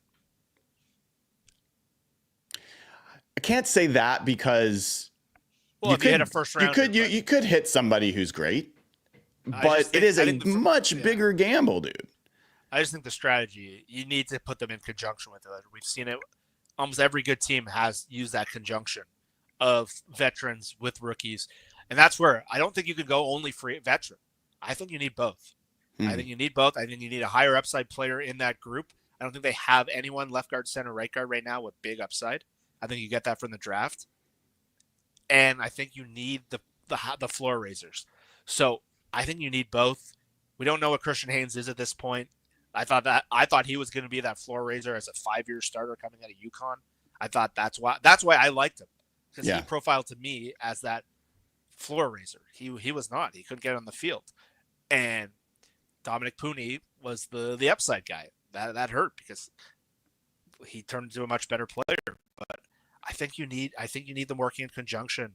I think like what the Chiefs have done with Thuney and with the centers and the right guard, like that worked so well, and they built the best interior offensive line in the league. Detroit, they used Zeitler with their draft picks. Like they did that really, really well. Yep. So I think, they're not screwed. If you hit Tyler Booker and he becomes an all-pro left guard, then I'm looking like an idiot. But I think strategically wise and building wise, it's a really flawed approach. It's a real flawed approach. I agree on that. And where I think I will be different than the majority of Seahawks fans is I am pretty bullish on Satawa Lamea as a guy with an offseason who could be a pretty good center, a pretty good guard. I am not out on Christian Haynes. I've never been high on Christian Haynes, so you know that. Yep. But I do think an offseason, he is not. I'm going to call out Anthony Bradford here. I don't think Anthony Bradford came back after his first year, having spent his offseason really refining his craft, really refining his body. Like, he came back as essentially the same guy. And I think he looked like the same guy. And so I'm kind of out on Anthony Bradford. Christian Haynes I think he is a pro. I think he's got that mindset. I think he will work his ass off this offseason. And I don't think it's crazy to think that he could come back and be a different player in his second season. So I'm not counting on it. I don't want to build a strategy that relies on it. But I don't think it's crazy that Christian Haynes could make a big jump in his second year. No, you're hoping he has the same path as Derek Hall. Derek Hall last year was a 0. Right. Went into the offseason, completely changed it seemed like his physical, and he became a plus player this year. Haynes is a little older, but when I watched him play in the preseason, I was against backups. I thought we had something here. I'm like, this guy is going to be good. I was really excited about him. And then the Ryan Grubb quote comes out. He just doesn't have the strength. Mm-hmm. I think that obviously jumped off the page to all of us. So he's got like a weird, obviously, build, and like it's like physically body type, like is odd. So that's kind of why he fell in the draft in the first place, because he wasn't built like other guards. But I think like when they drafted him, like I was like very excited about that pick. I thought he was the exact kind of player. And so I think if he can go out there and improve that one core part of the team, and he's going to have all the motivation in the world. Like, he's kind of got embarrassed by the head coach multiple times this year. the fact that LeMaya passed him, that he couldn't get on the field over Bradford, who clearly, I think Mike said, like, this is not an ideal situation. Yeah. He's going to have all the motivation in the world to get better. So, yeah, I'm not with you. Like, there's no reason to count him out. I'm out on Bradford. I think he was a bet as a physical freak. And we both liked him. We liked the draft pick. Oh, no, because in the 4th round, you're making a bet on someone. He had a very unique size, speed, athletic profile. And his issues seem body type and mental, and I am not sure that I am convinced that if Anthony Bradford spent an offseason like working his ass off, that he could be a passable guard, at least in the NFL. Oh, yeah. He has the body to be a really good player. And I just don't think he's really been a great professional so far. And so I think we're not going to spend time on Anthony Bradford, but like agreed, he's on the out. So I want us to spend time on the draft, which will take a little bit of time. So we'll transition to that. Before we do, we got a couple super chats that are on other topics. So let me get through these real quick. If you haven't given the show a like and click subscribe, now is a great time to do it. Hawk0 says, would you guys rather the Seahawks play the Steelers with Russell Wilson or Mike McDonald return to Baltimore next season? Which one will they have a better chance to win is all I care about, and it's the Steelers. I'm not signing up to play Lamar Jackson over like 38-year-old Russell. Yeah, no way. Yeah. Tyler Morano, thanks for the super chat, says, could we get JJ McCarthy? If not, who would you want as a backup? Because the offseason should be focused on the offensive line and also draft depth player, even if the player of need as well. What players do you want? So I'm going to basically say like JJ McCarthy question. Do you think that the Seahawks could or should get JJ McCarthy? No, I think it's a pretty stupid talking point. I don't think they're going to trade him. They see him as a franchise guy. They have the best quarterback insulator in the league right now. I get with the Colin Cowherd angle, they don't have draft picks coming up, and it's an easy radio topic. But from what I understand, the Vikings are really high on him. I think it's a pretty ludicrous concept to even get into it. Like, why? I think that's the closest to the Green Bay Packers situation than anywhere else in the NFL. The Falcons talked about it. They ended up having to enact it much faster than they thought. But I think that they're going to be okay. And honestly, as someone who is not a JJ McCarthy guy, so I just am not a big fan. The guy cannot throw to his left. I just not a big fan of his, accuracy-wise or otherwise. It seems like a great chance for him to spend a couple years developing. His value will only increase. He's coming off an injury too. Like, why are you rushing to get rid of him? So I saw Colin Cowherd said it. I think he's wrong. I don't think it's going to happen. And I don't think it's the solve for Seattle either. Axel says, if the Hawks release Scott Huff, who would you want? It's a good question, Axel. I mean, I think we're not yet to the offensive line coach level. Let's see what happens with the OC first, and then we'll come back and we'll talk about offensive line coaches. But generally, the OC and the offensive line coach are pretty paired. And so it would depend on who the OC was. Matthew McManus gives 10 Hawk Blogger memberships. Appreciate you, man. Thank you for growing our awesome community. Really, really appreciate it. Thanks. And if you get one of these free memberships, consider giving one. One more. Taker610 says, it's insane to me that the 7th seed in the NFC could have a 12-5 record. Yeah, the Seahawks got some bad luck this year. Like 10 wins almost always gets you into the playoffs. Yes. All right. So, Jeff, let's transition into draft talk. It's time, man. I've been looking forward to this. I couldn't help it. I did one of these without you, so apologies. I couldn't help myself. How about we do 2 rounds, or do we want to do 3 rounds? I don't know if I know enough yet to get into round 3, but let's do 2 rounds. Yeah. Let's do 2 rounds. I think that's a good place for where we are. And let me zoom in a little bit. We are going to use the PFF one for now. We will play around with other ones over time, but here we go, and we'll start off. Right now, the Patriots are number 1 on the clock. The Patriots, man, they if they don't trade out of that pick, they are idiots. Yep. They're so stupid, Jeff. If they don't trade out of that pick, it would be the 2nd year in a row. Oh my God. The Giants would have that pick too if they didn't. I know. Drew Lock. Lock does it to him. Yeah. can you imagine? Well, anyway, I'm not going to spend a bunch of time with the Patriots. So let's start this. Travis Hunter goes first. I'm going to pause here for a second. Cam Ward goes second. Shedeur Sanders goes third. There's already conversation. I've seen a lot of conversation that there's a number of teams that don't have a first round grade on Shedeur Sanders. Like that's the level of quarterback class we're talking about.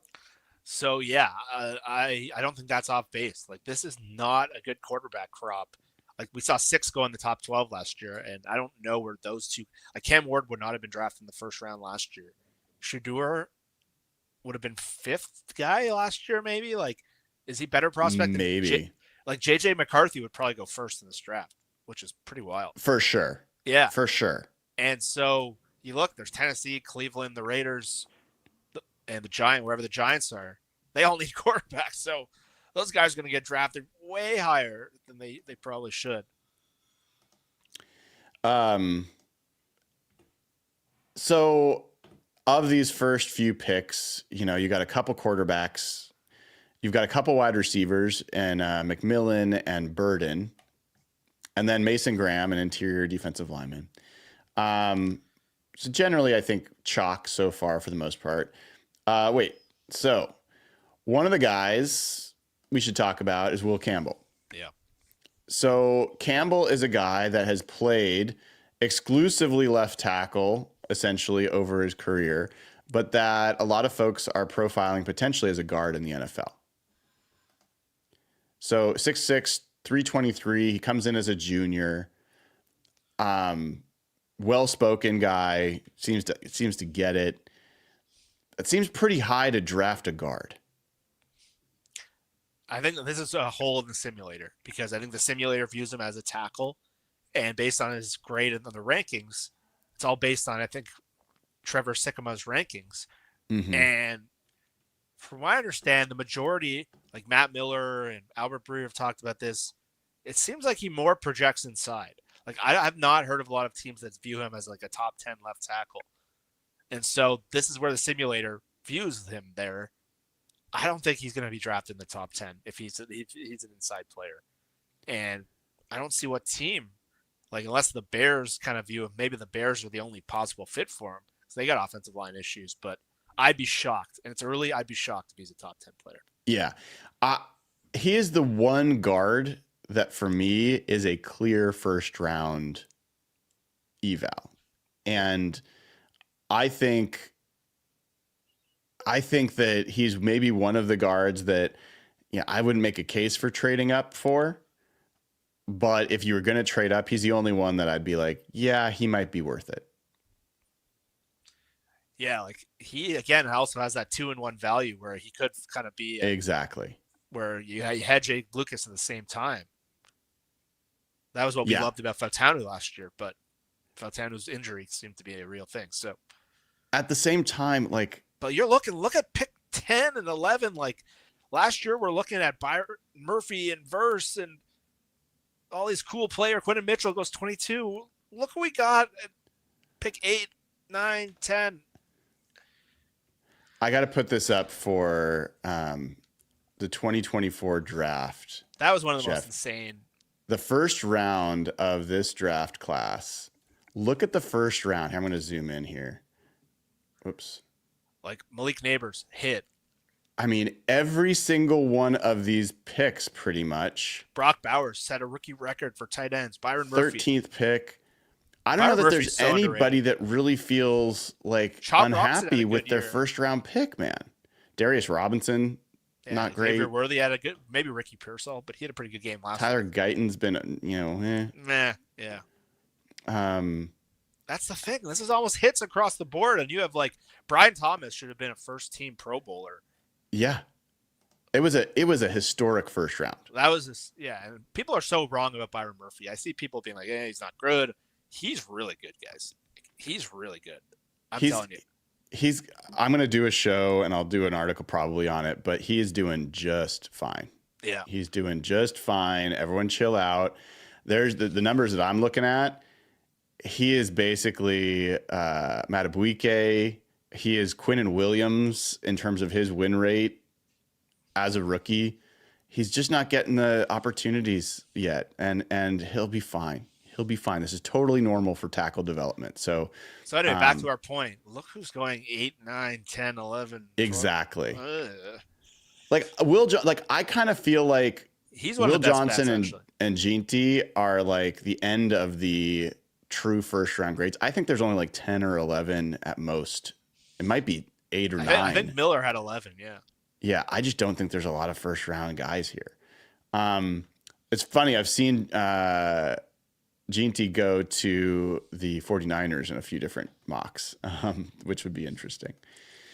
All right, so here we go, continuing to go. And like one of the guys I'll just call out, if Tyler Lockett goes out, Igbuka from Ohio State comes up as a first round receiver. This guy for me is not at all what I want.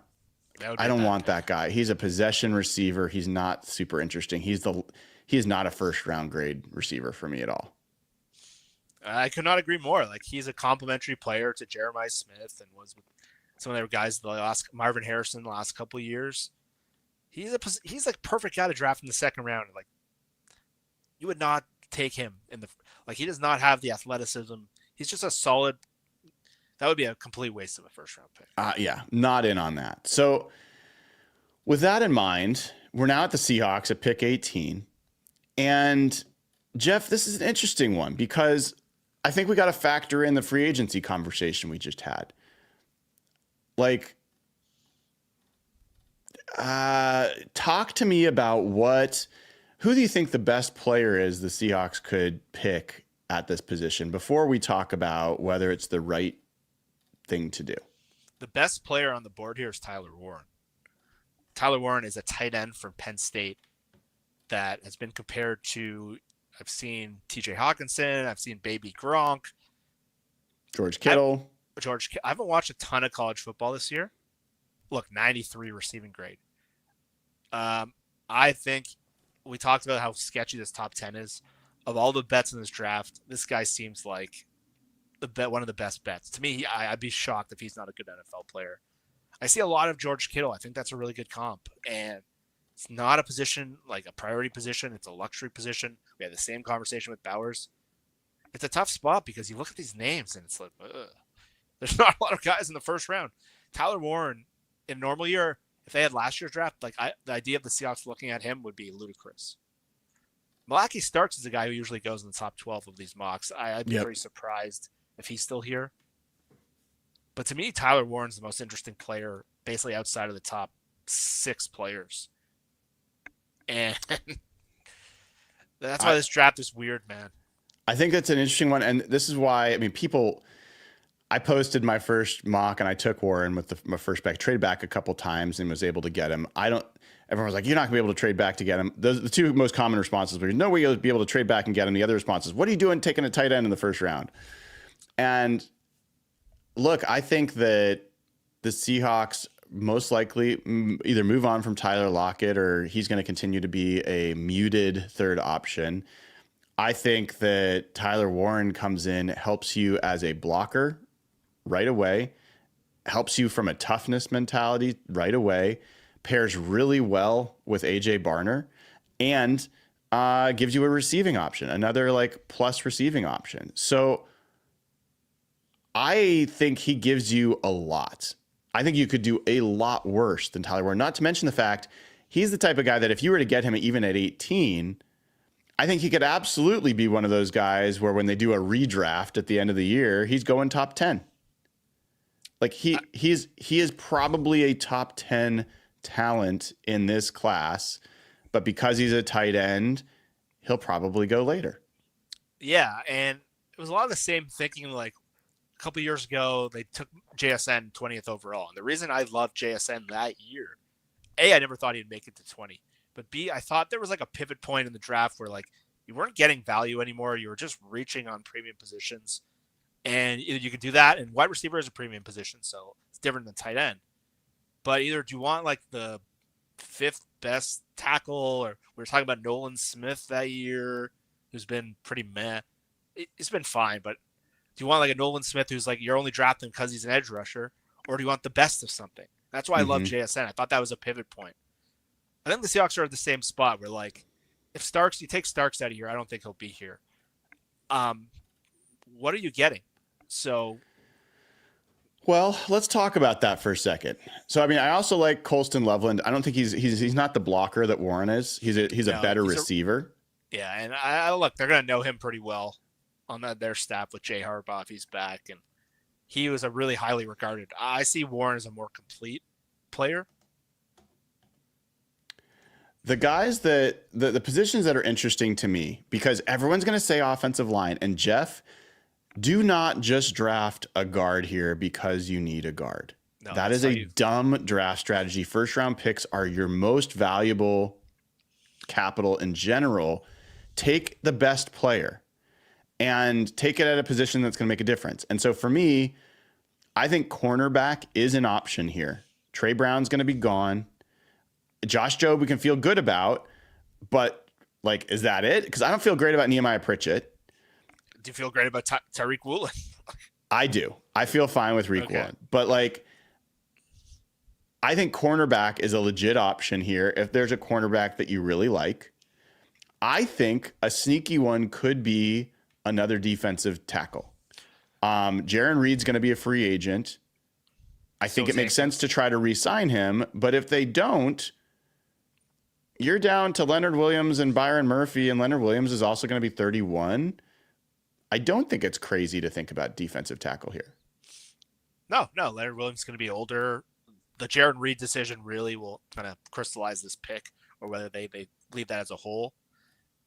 That's why, again, I think the Byron Murphy pick, if they didn't have him and they had no second defensive tackle, Jaron Reed in free agency, and older Leonard Williams, that wouldn't be a very good, well-built position group. That would be a group that's a house of cards almost.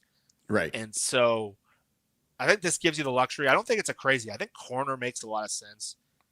I think the really good Michigan guy is the one going in the top 5. But I think defensive tackle does make a lot. It's a spot you need to rotate players. And they know this guy. And by the way, he fits the Mike McDonald weight class, 340 pounds, Kenneth Grant, 6'3", more of a run stuffer. So like, I don't know that makes as much sense. But Kenneth Grant maybe is an option. Tyleik Williams from Ohio State, I don't love him personally, but he again hits the Mike McDonald weight class, 327. He's also still just 21 years old. Really good run defender. So I think those guys, it's probably early, but I don't think it's crazy. The other position I think does make sense, and this will probably be controversial, is edge. I still think that they don't have the true alpha edge rusher. I don't know that there's going to be one that falls to them here. The one guy that I like on the edge side that could be around here is James Pierce. Yeah, he usually goes a little higher. I think if you pulled up like another mock draft right now, I think you wouldn't see him around. But PFF has him at 29, so that's probably why. But look, he's got an 89 grade as a pass rusher. He's a pure rusher off the edge, from what I understand. And I think you're right. I think they have invested a lot in the spot, but Chenna, I think his future's a little uncertain. I think they don't really have a fourth guy, and they don't have an alpha. I'd be surprised if you get an alpha pass rusher at this point in this draft. Sure. But I think it's a spot they're going to be looking at every year. But again, if Pierce was like that kind of good-looking pass rusher, he'd probably be going to the top 5 in this draft. Pierce gives me a little bit of Will McDonald. Yeah, I can see that. He's undersized. He's like 240, 245. He's really a speed rusher. I don't know if he fits McDonald's philosophy, to be honest, but like I could see him being a 10-plus sack guy. But we'll see. So we've kind of gone through, I mean, some different positions. Obviously, guard we'd love. So where do they But have is there a guard from? that you're comfortable drafting at 18? Right now, the one I've seen in like the pro mock drafts, I think like Jordan Reed had Booker going to the Seahawks at 18. Mm-hmm. I don't know where they have him. I'll be curious, where do they have? They have Booker all the way down to 64. So I've seen most mocks have him in the first round. I need to study him a little more. I've not obviously studied guards too well. I think in this situation, I think you've mentioned the guy from Arizona, the tackle. Jonas Savanaia. I finally found out how to pronounce his name. Savanaia. Okay, so that's a guy I think I'm going to have to dive more into. They have him in the 60s. So Booker's interesting because the Seahawks really liked J.C. Latham last year. And Brady reported that J.C. Latham was the guy they thought they were going to potentially draft because they didn't think Murphy would be there. I see a lot of physical similarities between Booker, not only just the school, but Booker and Latham. They're similar players. I think they're more of the mauling type guards that aren't as athletic. This guy's more of a tackle that can slide inside, and we've seen a lot of that working in the NFL level. But it's hard not to think about Booker based on how much we heard this staff liked Latham. Yeah. I have some concerns about Booker, and I'm going to need to see some more I'm really bummed to some extent that Booker and Savanaia are juniors. So is Will Campbell. So they're not going to be at the Senior Bowl. Won't get a chance to really see them in action there. Obviously, hopefully see them at the Combine, but when I watch Booker, I just see some signs of a guy that I wonder if he's got the athleticism to be an NFL guard. Like these kind of mauler kind of college guards don't always transfer well. Like Anthony Bradford's a good example of that. DJ Fluker to some extent, good example of that. Had some good years, but also some down ones. Savanaia is a really good athlete who plays tackle. He can be a tackle, but I think is best as guard and has guard experience. Between the two of them, this feels to me, Jeff, I will say it right now without having done enough homework, but this feels to me a little bit like Booker is to Christian Haynes what Savanaia is to Dominic Pooney. Like, I like the athletic profile of Savanaia better than the athletic profile of Booker. I think people like Booker because he goes to Alabama and because they've heard about him. And I know Rob loves him and he's physical and all that. I'm not there yet. I'm not, I wouldn't say I'm out on Booker, but I'm not in on him. Savanaia is a guy that I'm pretty in on. But I also don't think either of these guys belong at the 18th pick. That's the tricky part. So what people like about Booker is he's got the physical power. He was a team captain. Like, we talk about Anthony Bradford. That guy does not have like leadership, team captain. Booker is like one of the dudes at Alabama, like the kind of guys we were talking about before. They need that kind of profile. But the guys at pick 18, it seems like that's a scenario where you're picking purely for need than value. And that's been all the biggest mistakes John Schneider's made. We're at the point now, it's like if they take an offensive line, it's going to be hard for me to criticize it. I'm just so... If you saw Mina Kimes talk about the offensive line, she was so exasperated just being like, I can't do... She's like, John Schneider, I can't do another year of this. So, like, Booker, who's like a hand-in-glove fit at left guard from Alabama, team captain, like, I get why people like him. I haven't studied enough to know, so I don't rely on anyone. I kind of like to make my own evaluations. Yep. So, I know Rob likes him. Rob would take him at 18. I know ESPN had him in the first round in their December mock draft. It's too early for me to say, but I'm not going to crush a team for taking an offensive lineman, but you're right. Pick 18. Value-wise, it's hard to see a guard there. All right. So last thing before I ask you what you do. This is going to be your draft, by the way. I'm co-pilot here, but you're the pilot. John Schneider has not traded a pick in the top 20 to move down below 20. He has not done that before. I think that people are like, oh, John always trades back in the first round. I think he's done that when he's in the 20s or mid 20s where he feels like he is definitely not getting a first round graded player. When he's been in the top half, he has traded back from like 12 to 15, but he has not gone all the way back into the 20s. So with that in mind, also he might not have 18 first round grades this year. I think that's probably likely that he doesn't. I don't think he will. So then with that in mind, Jeff, Let's do this. What do you do here? I'm going to trade back. You trade back. Okay. Where do you, these are the offered choices here. This is 21, 23, 26, 27, 29, Maybe 30. 26. 26 is the Commanders. So you get the 26th and you give them the 18. What are you trying to get? I assume you're trying to get 58. The second round. Okay, let's offer that trade. It's accepted. You have got a second round pick. Fleeced Adam. I think that's a great pick. And Warren goes. That's probably good because it feels a little unrealistic. Both tight ends are gone. They got Freiermuth. But there's some interesting names left. So now what do you do? Do you take one of your offensive linemen? Do you take a James Pierce? Here's the thing. I would take the offensive lineman here. But based on the board, you can kind of manipulate it where we can get one of those guys in the second round. Now we have Let's not do that. let's not make it too easy on us. All right, I'm still taking Tyler Booker at this point. Booker. You've done it. You got Tyler Booker. All right. And so now we're going in. We have 2 second round picks thanks to your nifty maneuvers. Oh, if Tyler Warren becomes an all-pro, I'd never forgive myself. All right, now you're here at pick 50.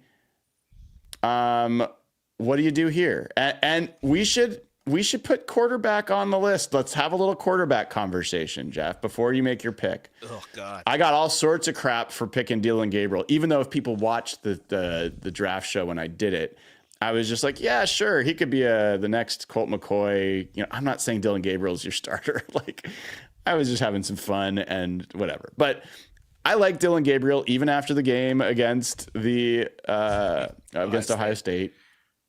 But I do not like Jalen Milroe. I'm not high on him, certainly in the first couple rounds.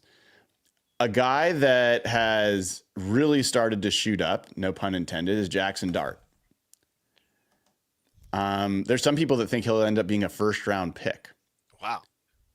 6'2", 225, a guy that will dive more into. Any of these guys that you have interest in? Not really. It's not, like I want to draft quarterback every year if I'm Schneider at this point. You've got to roll the dice somewhere. But I don't think it's here. I think, well, we're not doing a 3-round mock. Right. But I think, like, there's no one that jumps off the page to you, like, unless you think Milroe is like the Jalen Hurts and you just roll the dice. You have a free pick here and you just give it a shot. I don't see any of these guys as franchise quarterbacks. I think we're looking at the 2013 draft, the Desmond Ridder year. I think we're more along that run. Yikes. All right. So then you've got your guard. What do you do here? I mean, you do have the option potentially. 7i is still available if you want to double up. You could. I would love to take a receiver here. Receiver. Okay, let's look at the receiver options. That guy from Texas the other day really impressed me, but I think he's gone already. Yeah, I don't see. Brew McCoy. Okay. I made some money betting on some dumb things with him a couple weeks ago. Isaiah Bond? Is that? No, it was the other guy, the fast guy. I can't remember his name right now. He had the crazy acceleration. Is he gone yet? I don't know because I don't know who you're talking about necessarily. Let me see. Texas. Like Boston or something? Is that his name? No. Let me see the box score. Well, this is not great show material. It's all right. People can hang out. They want to know too. Scrolling through just to see. Maybe he's really rated low. Or maybe he's not on the board yet. Maybe he's not on the board. Yeah. Nathan and I were talking about him the other day. We both liked him. Tez Johnson's kind of an interesting guy from Oregon. He's a little bit more in the style that I like. Matthew Golden. Is he anywhere? Matthew Golden. I don't think. So he's not even on the board yet. So yeah, maybe he hasn't declared yet. Yeah. He was explosive. So I'm not taking a running back. I'll tell you that. Even Scattaboo? No. This is actually, I've crushed this draft. This is actually one of the best running back classes in a It while. is. Like, you can get a good running back in the 4th or 5th round this year. Like, there's a kid from USC that's pretty good. Like, Yep. I'm not drafting a running back before day 3 in this draft. All right. Any of these guys you want me to check out before we make your next pick? Who is Restreet Pro? Restreet Pro is 5'10", 198. Contested catch rate, 61.5%. That's good. Grade versus man is good. Low drop rates. Slot yards, but we already have a slot guy. He's a slot guy. But JSN can play outside too. Yeah.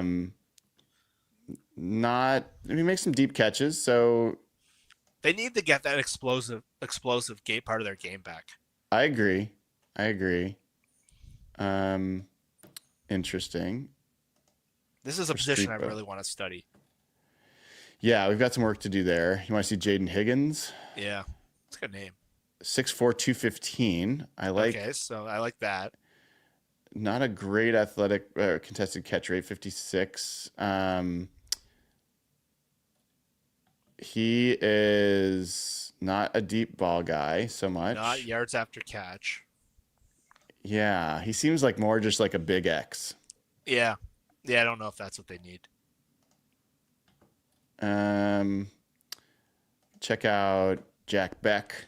It's a hard name to get excited about, though. 6'2", 215. Really good contested catch numbers. Average depth of target's pretty. That's not so deep, I guess. Has broken some tackles. And not a super big deep guy. I don't know. I mean, he's kind of. I want to look a little bit more at him. Yeah, this is a position group I'm going to want to study pretty close. All right, dude, I'm going to make...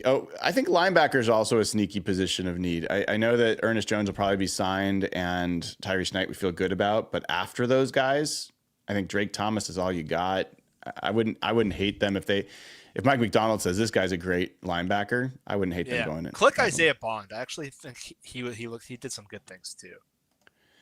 5'11", 180. Not a contested catcher. No. It's interesting. Like the PFF grade says, we'll make tough catches through contact, but smaller size.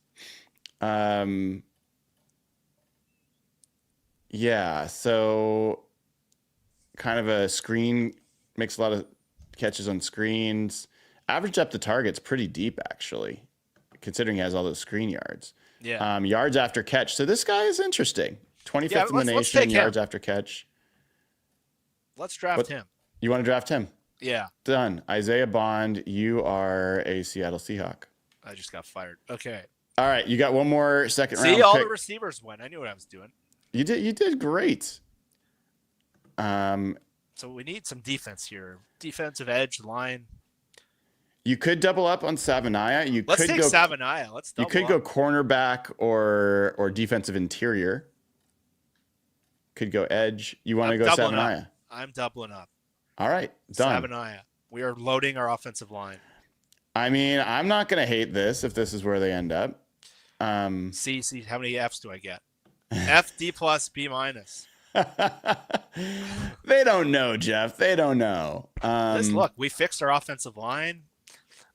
We got some speed. I would have loved Tyler Warren, but who's arguing with that? Yeah, I'm not in love with the Booker thing, as you know. I think the trade back was excellent. I almost would criticize the trade back in this situation. Yeah, because I think that you would have gotten a better player with Warren. And I think that you look at the guys we're talking about in the second round that you picked up. It's not like last year where it was like, oh man, you're talking about adding maybe Tavondre Sweat. No, I fired myself after this draft. Like, I don't think I did very well, and that's the problem with this draft class. You're kind of damned if you do, damned if you don't. You're damned if you do. You take an unconventional position at 18. But if you trade back, which is what the analytics say you're supposed to do, then what are you really getting? Like, we were even reaching to come up with 1 second round pick, let alone 2. Maybe that changes in the next 3 months, but Yes, that'll that change. didn't feel good. That didn't feel good. Yeah, I mean, if you get Savanaya with your second round pick, then I feel pretty good about going wherever the best player available is at 18. I think Seahawks fans would build a statue of me if I drafted 2 offensive linemen in the They first would. tour. They would. I don't know how good the line would be next year, until the season started, and then Yeah. they'd be like, yeah, "Did you get the right guys?" I'd win the offseason, but once the season starts, we'd probably suck again. But So what's granted, we just did one mock, but we're pushing up on 2 hours for this show, so we got to wrap up here.